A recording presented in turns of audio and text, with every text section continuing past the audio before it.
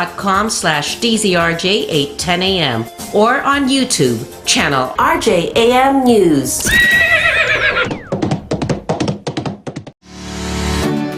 You can now listen to RJFM and DZRJ 810am from wherever you are. Just type in RJ 100.3 FM on TuneIn Radio, Streama, Radio Garden, and just type in RJFM for online box radio. For DZRJ 810 AM, just type in DZRJ 810 AM on TuneIn Radio, Streama, and Radio Garden. Happy listening!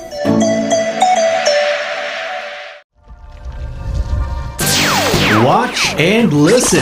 Kontra Birada every Tuesday from 5 p.m. to 6:30 p.m. Hosted by Attorney Mike Toledo and Attorney Karen Jimeno. This program will discuss the most important and fresh news and events and feature their guest, Attorney Salvador Sal Panelo. So catch Kontra Birada on Radio Bandido TV, Channel 224 Sky Cable, TV Plus boxes, GMA Afforda boxes, and all DTT boxes. Facebook/DZRJ 810 AM and YouTube channel RJAM News.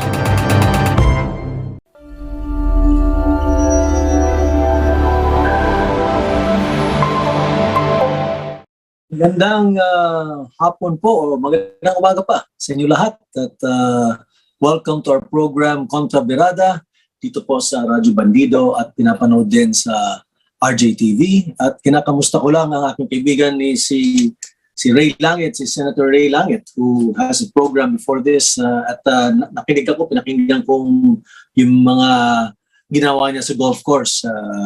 Buti ka pa, paring Ray, nakakalaro ka pa.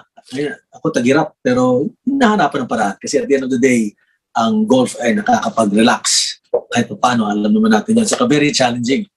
But anyway, a pleasant good afternoon to all our viewers and our listeners. Ako po si Atty. Mike Toledo, ang inyong lingkod dito sa ating programa. Susubukan ni Atty. Karen na makakasama sa atin mamaya-maya kasi she's right now in the middle of a very important meeting. And she's hoping that at least by 11:30 or maybe a little after, a few minutes after, baka makasama na siya sa atin. Of course, may kilang programa natin yan. Hanggang 12 o'clock pa lang po tayo. But as much as possible, we'll try to cover as much as we can within that 30 minutes.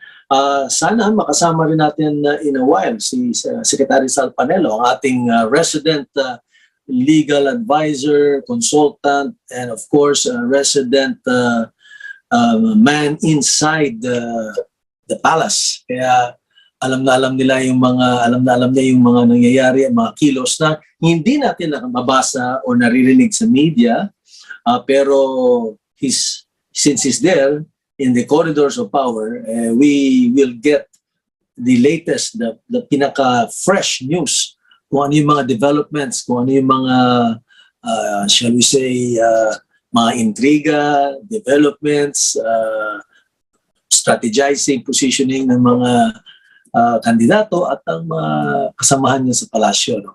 So, maybe later on, he suggested nga na kung pwede maimbita natin dito ngayon, pero siguro hindi siguro pa available si Director Jimenez na baka bukas or if not on Tuesday, no, sa Martes, kasi mas mahaba-haba ang ating programa, maimbita si Director Jimenez para talagang bigyang linaw dito sa mga developments na nangyari sa COMELEC. Kung hindi ako nagkakamali, today is the day that Commissioner Guanzon will retire because of the constitutionally mandated term limits, no, na nakalaad sa ating saligang batas kasi may mga terms yan, yung mga commissioners. And yun nga nagiging issue ngayon dahil nga magre-retiro siya today, yun nga gusto niya ilabas na yung resolution regarding the consolidated disqualification cases against BBM at para malabas na rin yung kanyang tinatawag na separate opinion.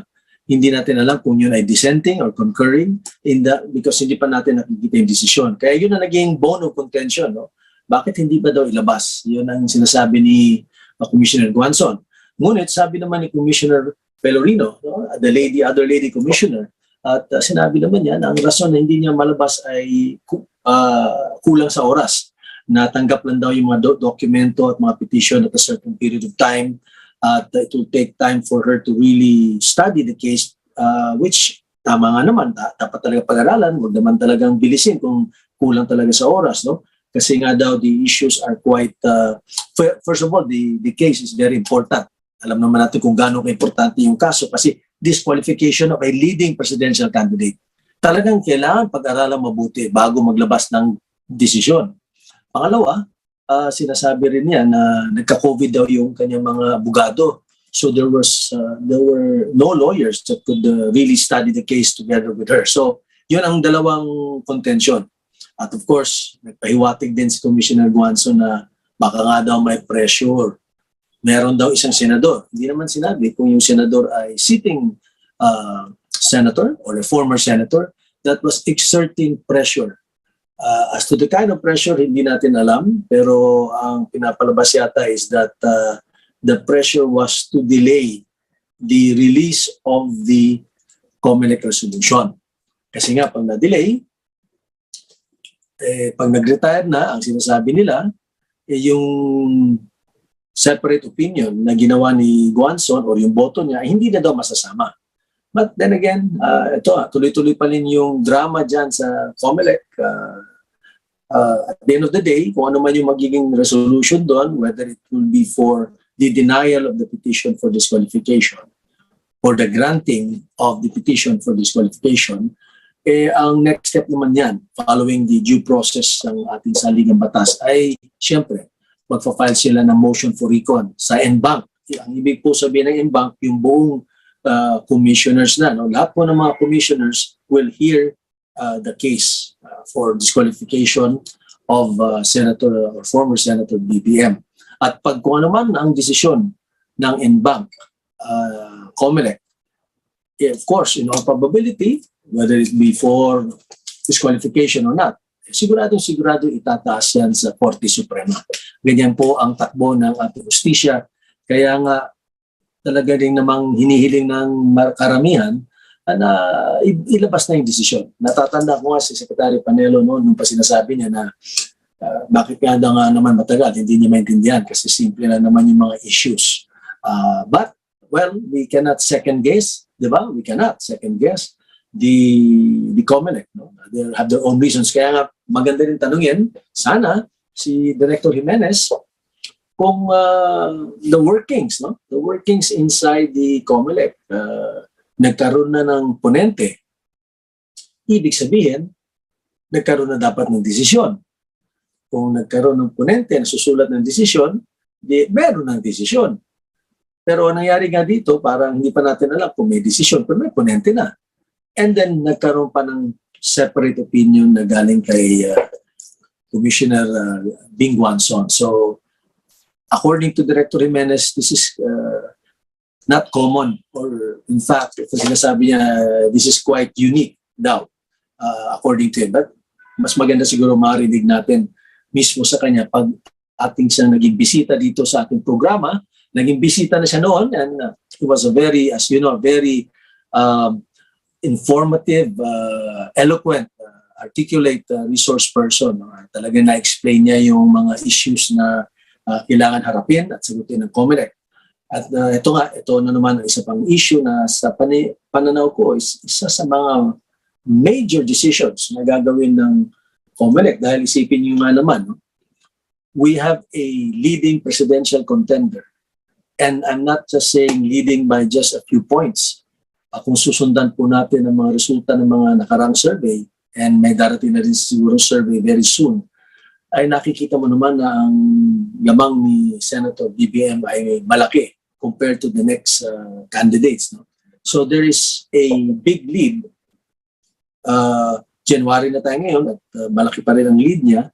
Kaya talagang kailangan bantayan mabuti ito dahil this is a very, very serious matter when it involves a leading presidential candidate leading by a big margin. And yet there is a pending petition for disqualification. So, abangan na lang po natin. Siguro, dinadasal na naman ng lahat. At hope by everyone is that a decision will come and it will come soon and it will be forthcoming. mamaya kakansawan ko na naman si Atty. Karen kasi alam mo, mahirap tumanggi kay Atty. Karen. Di ba? I'm sure pag inimbitan niya si Director James Jimenez ay papayag at papayag dito yun. Kahapon nga, maganda yung diskusyon natin. Ang pinag-usapan natin, nuclear energy. At muli po kami nagpapasalamat kay Congressman Mark Wangco. Matagal ko na talaga hindi nakita si Kong Mark, no? And it's good to see him and definitely he's looking very well. Nagaya na sinabi ni Secretary Panelo, he's looking quite well. Pero nakikita mo talaga na yung advocacy niya, yung passion niya ay never nag-wane, hindi nagbago. Talagang consistent siya na kailangan talagang pag-aralang mabuti o hindi na pag-aralan. Marami ng pag-aaral eh. Kailangan na talaga i-execute, i-implement ang nuclear policy. In other words, we should already seriously really execute and implement a nuclear program in the Philippines. And perhaps the fastest way, of course, to do it right now, we have an existing plant, the Bataan Nuclear Power Plant, which according to Kong Mark, ay pumasa na po sa lahat ng mga tests. Kasi yun naman talaga ang dapat natin bantayan, di ba? Na, one, if we are going to go nuclear, which we have to, ako personally, I think we have to, if we are to face this energy, if we are to survive a looming energy crisis, not only for the next year or so, but as the economy grows, as the population grows, that means you need more power, di ba? Kailangan ma-anticipate yan. Hindi naman pwede gagawa ka na ng power plant sa programa pag kailangan mo ng power bukas. To make a power plant, I think, for example, takes an average, if I'm not correct me if I'm wrong, but an average of 4 years at least. It takes a while. Marami pang permits yan, etc., etc. Kaya, yung ang tanong kung magno-nuclear tayo, dapat nga, pwede na bang gamitin ang Bataan Nuclear Power Plant? So ang tanong dyan is it safe to use it? Yun, I think, is the big question. And if it is safe and proven by an expert international as well as local audit team na nagsasabi, for example, there's an international organization on atomic energy use. I think there's an international organization plus a UN organization as well. At itong mga dalubhasa, mga eksperto na nagsasabing, yes, may green light, no? It is safe to use it. Then I think dapat natin gamitin. Ang sabi ni Kong Mark, meron na daw kumbaga may basbas na at may go signal na safe siyang gamitin. At kung yun man ay proven, in other words, if it's really certified that it is safe, then kailangan, importante, I think the next step is to communicate to our people, to everyone, that it has already been shown based on empirical and scientific data, based on study and audit, that the nuclear power plant or the Bataan Nuclear Power Plant is safe to use. Kung may kailangan idagdag o baguhin, kasi siyempre, ginawa to nung late 70s hanggang early 80s. So, baka naman siyempre, siguro naman through the years ng mga bagong technology, baka naman may kailangan ng baguhin in terms of certain of the equipment that they have, maybe to even ensure that it's even safer, or even or to make sure that it is more, shall we say, efficient. Kasi siguro, kaya ilang taon na rin nakaraan, I'm sure there has been a lot of technological advancement as far as the nuclear power plants are concerned. So, pag check lahat yan, siguro ituloy na natin. Sabi nga ni Kong Mark, yung ability, nung tinanong ko siya about paano naman yan kung magkaka-earthquake, dahil nga nasa Pacific Rim of Fire ang Pilipinas. Ibig sabihin, dinadaanan tayo ng bagyo at maraming earthquakes because Pacific Rim of Fire nga, no? Which actually is also a blessing, because if you're in the Pacific Ring of Fire, that means also you are a highly mineralized country. That's why we're number 4 in gold, 3 in copper, in top 10 in nickel. Ibig sabihin, talagang abundant tayo when it comes to minerals. So may pros and cons yung tinatawag natin within the Pacific Ring of Fire. But according to Kong Mark, ano daw yun? It's check now. It can withstand magnitude earthquake of so much. Pati na rin po yung sinabi niya kapag tinamaan ng tsunami, kasi nga daw yung level ng nuclear power plant is even much higher than Fukushima and the other nuclear power plants throughout the world. Kailangan siguro din malaman ng ating mga tagapakinig at na nanonood na ang nuclear ay ginagamit ng maraming bansa. As na-mention na ni Mark, no? France, for example, the United States, most of the European nations are nuclear, Japan. And then, of course, minention niya kahapon yung Bangladesh. Isipin niyo po yung Bangladesh. Alam naman natin na ang Bangladesh ay isa sa mga, sadly, isa sa mga least developed countries in the world. But I guess in preparation for what they are looking, an economic boom, no? Ay nagtayo na daw ng 2 nuclear power plants.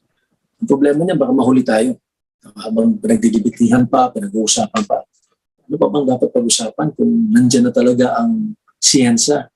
The science is there, the data is there. It's just a question really of a decision and the political will to execute. And as important, kailangan din talagang mag-communicate. Importante po talaga yun. Kasi acceptability of any project, whether it be nuclear or otherwise, any project, is very important. Yung tinatawag na social acceptability, na tanggap ng taong bayan. Karapatan ng mga mamayan or anybody, the citizens, to question. Diba? Karapatan yun in a democracy. Kaya importante na i-inform sila na ito ang mga benepisyo. Ito rin naman ang mga risk. At para magkaroon ng healthy discussion. But at the end of the day, it is government that must decide. Kaya siguro, baka naman since tumatakbo yata si Mark ngayon, he wants to go back to Congress and I'm sure he will be pushing for this, but this time siguro, hopefully, it is good to know that the Department of Energy under the leadership of Secretary Cusi is considering nuclear. And I think that's a very good move on the part of Secretary Cusi, no, na hindi naman pwedeng, hindi na namin, wala na yan, ito na lang, hindi. It's on the table for discussion. Yun ang importante. But I guess we need to go to the next step, which is really execution. So maybe in the next administration, ma-expect natin yun.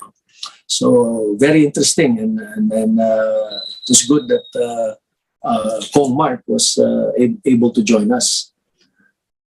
Next week, we'll try to invite, maybe Commissioner Bing Wanson, kasi nag-ano na ta, magre-retiro siya today. So maybe she can be available really already. There will be no, by this time siguro, of course, she will no longer be covered by the subjudicial rule, but, or at least, as far as I know, she won't be, even if she has retired.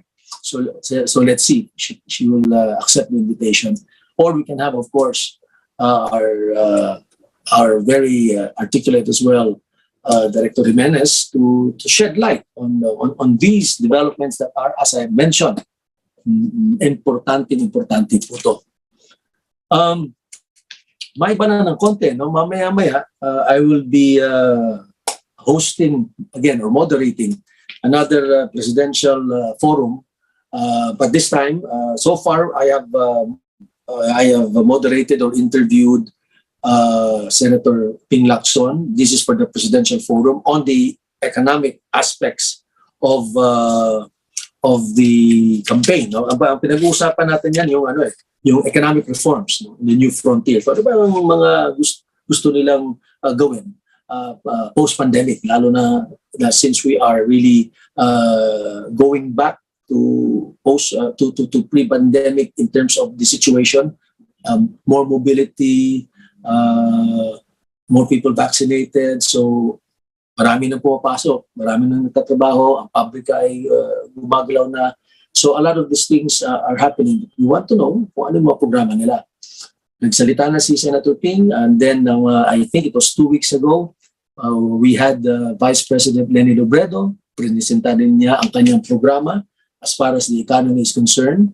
And we also touch on foreign relations, and other related aspects, no? At pinag-usapan din namin yung nuclear, for example, at pati na rin yung position on mining. Sa ngayong hapon naman at 1 o'clock, we will be having on the Vice Presidential Forum naman, we will be having Senator Kiko Pangilinan. So kung mapapanood niyo po, panoorin niyo po at pakinggan ang event mamaya, para marinig niyo rin po kung ano yung adhikain, plataforma, advocacy and mga beliefs ni Senator Kiko na tumatakbong Vice Presidente ng Pilipinas. Siya ang katandem, alam niyo po, siya ang katandem ni Vice President Leni Robredo. So, abangan niyo po yun. Sana mapanood nyo. Lalabas yata sila sa One News, on Signal TV, nandun din sa Facebook, nandun din sa TV5 at Radyo 5. So, it's bound to be an interesting discussion and we would really like to hear from our candidates. Kagaya ng pinag-uusapan natin noon, importante na ang ating mga botante, our electorate, our citizens are well-informed kung ano ang mga plataforma ng ating mga kandidato. It's very important that we vote intelligently. Hindi lang dahil siya ay good-looking, artista, magaling kumanta, magaling sumayaw. Well, kung magaling din kumanta, magaling sumayaw, why not, di ba? Pero ang very important talaga is to know what they stand for, kung ano yung programa nila. Saka yung specifics, no? Hindi naman pwedeng, sometimes kasi nagkakaroon ng mga motherhood statements. For example, sasabihin ng kandidato, and it could be any candidate, I will make sure that I will eliminate poverty. Magandang pakinggan yun. Eliminate poverty. But ang most important question is, how do you intend to eliminate poverty? Ano yung programa mo?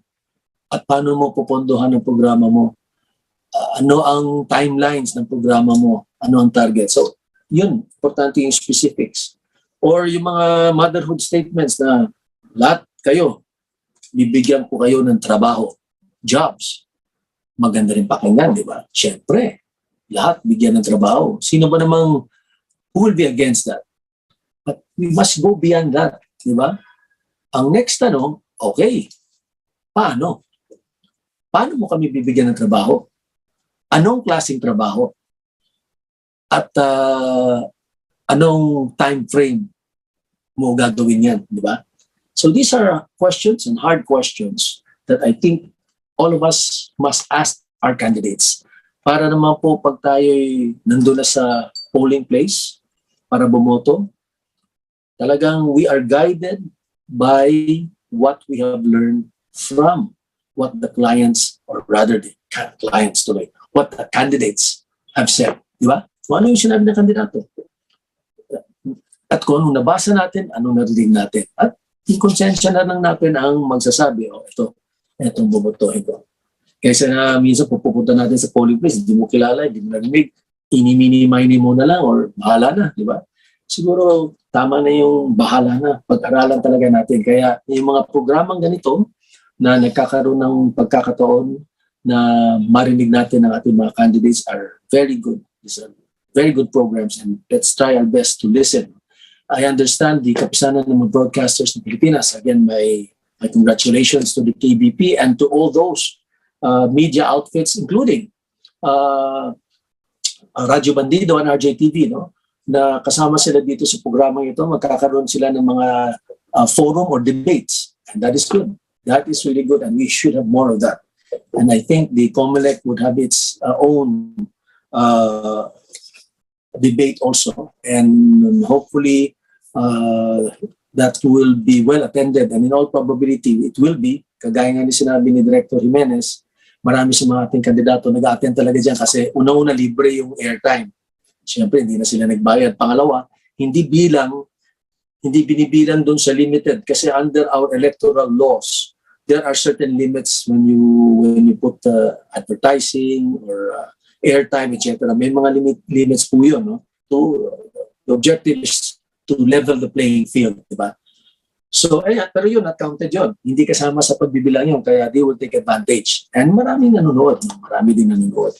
So, keep your eyes open for those types of forum and make it a point to listen and watch because your vote, your intelligent vote is a very, very, very important. Para na hindi lang ito para sa atin, para sa ating mga anak, sa ating mga next generation who really deserves a good government and a good leadership.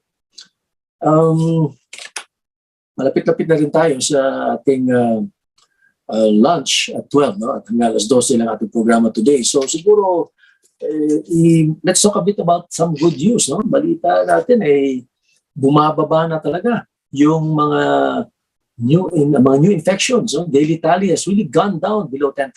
Sabi ng report na linabas ngayon ng OCTA and other organizations or even the DOH. And ang mga local governments din daw ay may balak ng i-lift yung sinasabing no-vax limitations, no restrictions. And I understand mga 17 out of 19 LGUs in Metro Manila are already seriously looking at lifting, or maybe they have lifted it already. So these are good signs na talagang we are